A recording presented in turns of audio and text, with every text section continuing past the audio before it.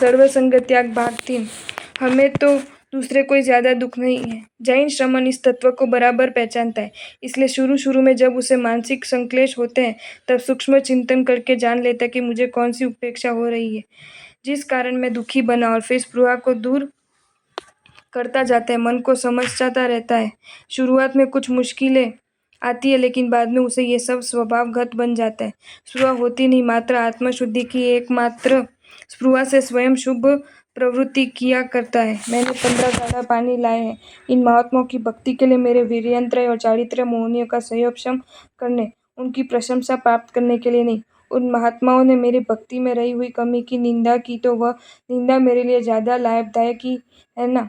इससे मेरा चरित्र मोह का क्षयोक्षम बढ़ेगा ही, अपयश नाम कर्म का भी क्षय होगा ही।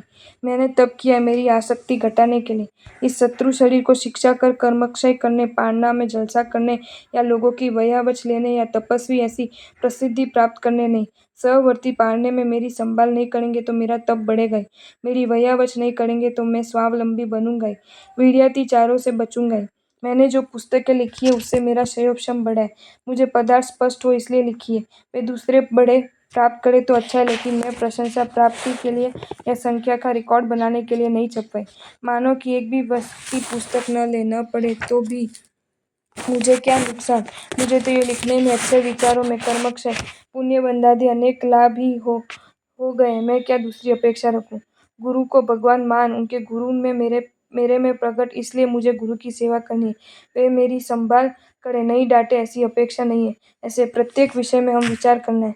ऐसी विचारधारा वाला जीव स्वयं आनंद में रहता है, क्योंकि स्पृहा हो तो दुख होता है। अविखा अनानंद है, अपेक्षा ही अनानंद है, इसे तो अपेक्षा ही नहीं, इसलिए दुख का प्रश्न ही नहीं। अविखा अनानंद है, अपेक्षा ही अनानंद है, इसे तो अपेक्षा ही नहीं, इसलिए दुख का प्रश्न ही नहीं। चाहे कुछ भी हो जाए ये तो सुखी ही रहेगा। बड़ा लाभ यह है कि उसके पास आने वाले कभी उसके निमित्त से दुखी नहीं बनेंगे। स्पृहावान तो सहवर्ती के पास अनेक प्रकार की अपेक्षा रखता है। उन अपेक्षा की पूर्ति करने के लिए सहवर्ती और परिचितों का प्रयत्न करना पड़ता है। उसमें जहाँ कहीं उन अपेक्षा की कमी रहती है वहां पर गुस्सा करता है, कटु वचन बोलता है, बोले ही नहीं, तिरस्कार करता है।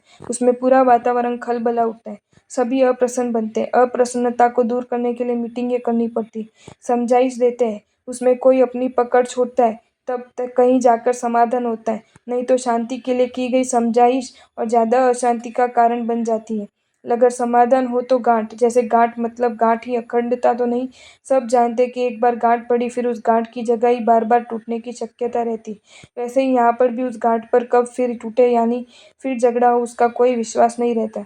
धन्यवाद है उन महात्मा को जिन्होंने इस स्पृहा नाम के घोराति घोर पाप को दूर फेंक दिया।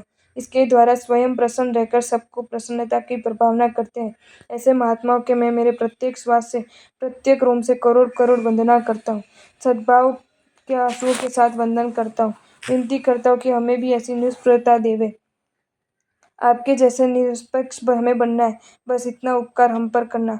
करोगे ना ओ निष्प्रह शिरोमणि। व्याख्यात्व के विद्वता, लेखन शक्ति के कवित्व, शिष्य भोक्त भोजन, स्त्री सक्त ने बहुमंच नित्यत्व, धन्य थे। साधु तो एक पानी के बाद भी अपात्र आत्माओं को कुछ एक वस्तुओं की स्पृहा हो जाती है। वह स्पृहा भी कोई छोटी नहीं बल्कि साधुता के टुकड़े करने वाली भयंकर होती है। वह है शिष्य, भक्त, भोजन और स्त्री। संसार में स्त्री को शादी के बाद सबसे पहली उच्चती है माँ बनने की। गोद बढ़ जाने का आनंद उस स्त्री को शायद शादी के समय भी नहीं होता है। वैसे ही संसारी जब संयमी बनता है तब लोकोत्तर शासन में गुरु आदि के साथ लग्न ग्रंथि से जुड़ता है। वैसे कह सकते हैं। अलबत्त जिन शासन के श्रमण की ये विशेषता कि वे कभी स्वयं शिष्य बनाने की स्पृहा वाले नहीं बनते, वह तो गुरु को समर्पित रहते।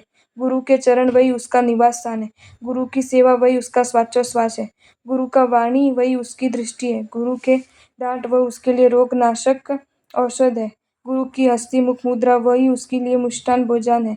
उसको शिष्य की अपेक्षा भी कैसे। शास्त्र में एक श्लोक आता है, मोतुन सब मानम पढ़म तो शिष्यो हवे जाहि शिष्य हुंती सीसा नु हंती सीसा अशिष्य। ओ श्रमण, संपूर्ण अहंकार छोड़कर पहले तू शिष्य तो बन। तुझे खबर है कि जिन शासन में शिष्यों के ही शिष्य होते हैं। जो साधु किसी का शिष्य नहीं, कोई उसका शिष्य नहीं बनता। देखो, प्रत्येक बुद्ध पूर्व भव को 9.5 पूर्व जितना ज्ञान धारण किए होते, फिर भी वे स्वयं प्रतिबोध पाकर किसी को भी गुरु बनाए बिना श्रमण बनते, अकेले ही विचरते। वे सच्चे साधु हैं, जिन आज्ञा के आराधक हैं, गीतार्थ हैं, फिर भी वे कभी अपने शिष्य नहीं बनाते।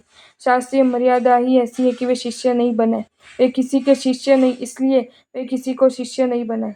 कुछ आगे बढ़ते हैं, जो किसी के शिष्य हैं, फिर भी विशिष्ट आराधना के लिए गुरु की आज्ञा लेकर अलग होते, वे भी अपने शिष्य नहीं बनाते।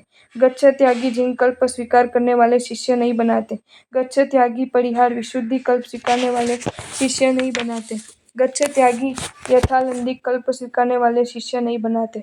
जो आराधक हैं, गुरु आज्ञा से ही गच्छ त्यागी बने, फिर भी वे शिष्य नहीं करते।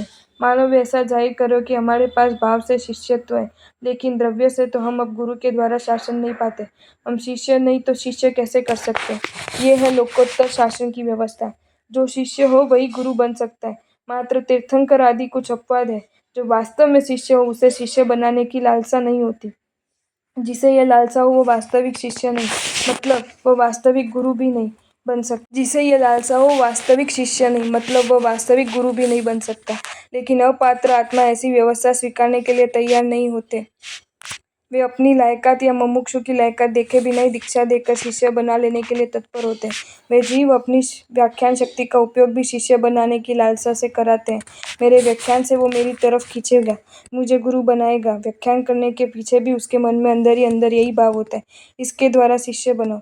वैसे ही जो विद्वान है लेकिन जो शिष्य का लालचू हो, तो उसका भी विद्वता प्रेरित सभी प्रवृत्तियों में मुख्य आशय शिष्य बनाने का ही होता है। 50 वर्ष शावकों तत्वों के व्याख्यान देते हैं, सचोट व्याख्यान देते हैं, लेकिन उसके पीछे भाव परोपकार का नहीं, विद्वता का प्रभाव दिखलाकर शिष्य बनाने का। वे मिलने आने वाले को नई नई बातें करेंगे। सभी में ऐसी लेशियाँ चलती रहती है। यही हालत लेखक की और कवि की भी होती है। वे अपनी लेखन कला और कवित्व कला से सबको आकर्षित करने का प्रयत्न करते हैं। बगुला जैसे मछली पकड़ने निरंतर मछली का ध्यान करता है, छिपकली जैसे जीवों को पकड़ने निरंतर जीवों का ध्यान करती है, वैसे ही शिष्यासक्त साधु शिष्य बनाने के प्रत्येक स्थान पर उसी विचार में रहता है। हद तो वहां तक होती कि कॉलेज में पढ़ता युवान उस साधु के संपर्क में आकर मात्र नवकाशी करने लगता है।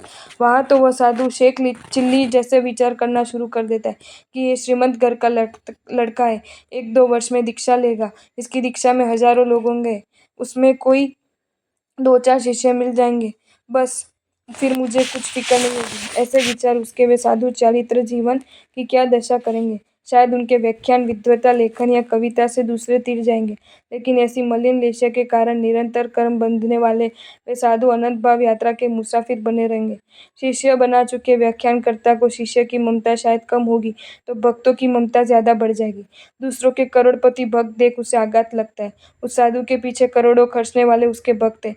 मेरे पास ऐसे कोई भक्त नहीं है, ये कैसे चलेगा? समाज में उस साधु की विशेष मान्यता है, क्योंकि उस साधु के अनेक भक्त हैं। वे वहाँ जाते, वहाँ गाड़ियों की कतार लगती है। मेरे पास तो स्कूटर पर भी कोई नहीं आता। मेरे 2 थैले एक जगह से दूसरे जगह भेजना पड़े तब उसकी व्यवस्था भी भारी पड़ती है। ये संपूर्ण विचारशैली उससे शावकों से परिचय बढ़ाने, श्रीमंत को आकर्षण करने में, उसकी चापलूसी करने में, उन्हें खुश करने के लिए प्रयत्न करवाती है। ऐसे श्रीमंत लोगों के स्थान पर चौमासा कर व्याख्यान देकर आकर्षित करने का प्रयत्न करते हैं। उन श्रीमंतों के स्थान पर ही अपनी विद्वता से भक्त बनाने का पुरुषार्थ करते हैं। वैसे ही लेखन और कविता का उपयोग भी श्रीमंतों के लिए करता है। बेचारे भोले श्रीमंत उसे उपकारी गुरु मान पूछते, सम्मान करते हैं। वे सब तो पार पा लेते, लेकिन स्वयं को बिछाई उस माया जाल में उनकी मछली अनेक मछली रूपी श्रीमंत फंसे देखकर वह साधु अहंकार का ऐसा विभत्स आनंद मानता है कि नीच गोत्र की दुनिया के दरवाजे उसके लिए हमेशा के लिए खुल जाते हैं। आपको ये वीडियो अच्छा लगा हो तो इसे लाइक करें और शेयर करें, और ऐसे ही नए नए वीडियोज़ देखने के लिए सब्सक्राइब करें हमारी channel Jain facts and stories को।